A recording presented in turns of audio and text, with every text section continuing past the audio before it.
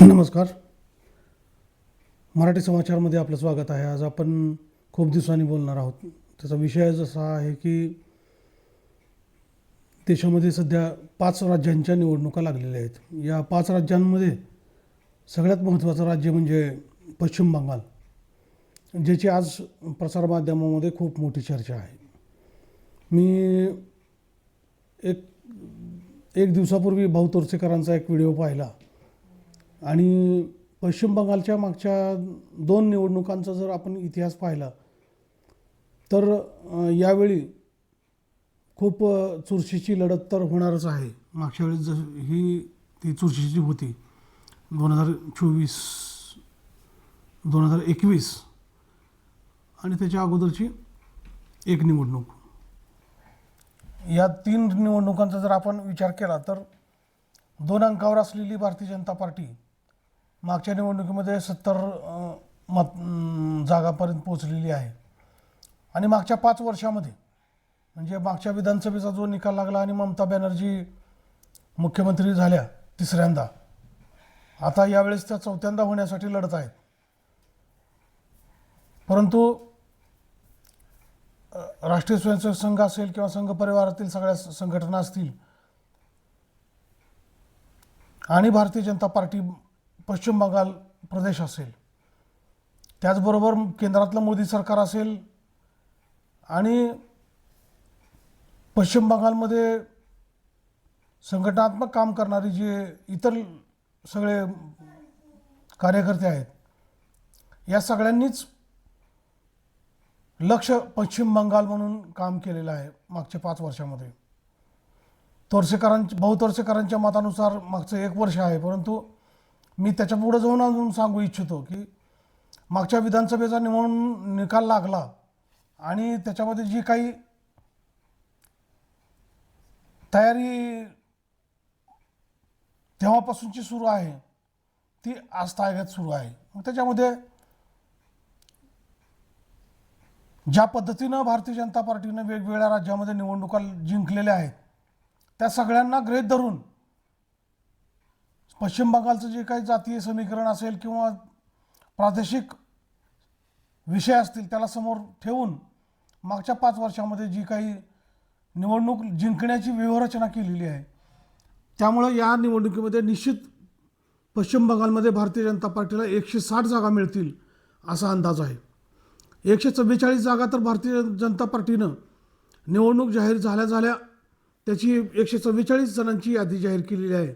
याचा अर्थ असा आहे की या 144 जागी मागच्या 5 वर्षापासून त्या मतदारसंघामध्ये पूर्व नियोजन करून साम दाम दंडभेद सगळा वापर करून या जागा जिंकण्यासाठी निर्धार केलेले आहेत. आणि 56 जागा अशा आहेत ज्या ठिकाणी पश्चिम बंगालच्या मागच्या निवडणुकीमध्ये भारतीय जनता पार्टी दुसऱ्या क्रमांकावर राहिलेली आहे. म्हणजे या 56 जागेवर देखील भारतीय जनता पार्टीनं पहिल्या क्रमांकावर येण्यासाठी मोठी तयारी केलेली आहे. आणि 30-32 जागा अशा आहेत ज्या ठिकाणी भारतीय जनता पार्टी विजयी होणार नाही हे लक्षात घेऊन निवडणुकीची तयारी केलेली आहे आणि तिथेही प्रयत्नांची पराकाष्ठा करते आहे. म्हणजे एकूण जवळपास 200-250 जागांचा हा सगळा गोळाबेरीज आहे.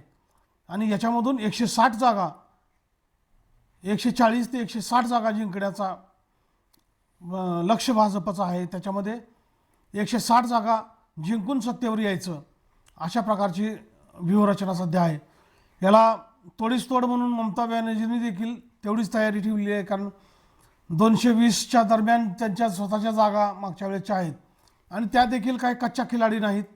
त्याच्यामुळं त्यांनी देखील भाजपची ही तयारी पाहून किंवा त्यांची स्वतःची रणनीती, त्यांचं त्या क्षेत्रातला प्रभाव आणि सरकारची लोकप्रियता, सरकारच्या योजना, त्याचबरोबर मजबूत संघटन, या सगळ्या जोरावर ममता बॅनर्जी भाजपला तोड देत आहेत किंवा भाजप ममता बॅनर्जींना तोड देत आहे. परंतु आमच्या अंदाजानुसार, अनुमानानुसार यावेळेस भारतीय जनता पार्टी पश्चिम बंगालमध्ये निवडून येण्यासाठी काही अडचण येणार नाही. जर अडचण आलीच तर चौथ्यांदा ममता बॅनर्जी मुख्यमंत्री होणार आहेत आणि भारतीय जनता पार्टीचे पुढच्या 5 वर्षाचे प्रयत्न पुन्हा सुरू असणार आहेत.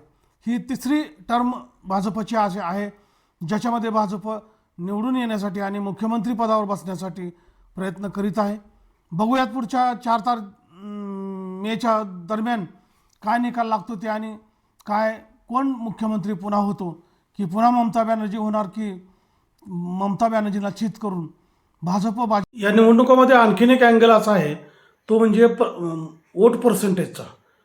ममता बॅनर्जी आणि भारतीय जनता पार्टीमध्ये जो मतांचा टक्केवारी आहे, त्या सगळ्या टक्केवारीचा विचार केला तर मागच्या निवडणुकीपेक्षा भारतीय जनता पार्टीला केवळ 5% मतदान जर जास्त झालं, मागच्या वेळेस ते 38-39% आहे आणि यावेळेस जर ते 44-45% मतदान जर झालं, एकूण राऊंड 44-45% जर भारतीय जनता पार्टीचा मतांचा टक्केवारी जर वाढली, तरीही ममता बॅनर्जींना धक्का लागणार आहे. कारण भाजपची नीती ही नेहमी मतदानाची टक्केवारी वाढवणारी असते आणि यावेळेस पश्चिम बंगालमध्ये मताची टक्केवारी वाढवण्यासाठी अनेक प्रयत्न भारतीय जनता पार्टीने केलेले आहेत. हा देखील मुद्दा या निमित्तानं मला सांगावासा वाटतो. नमस्कार.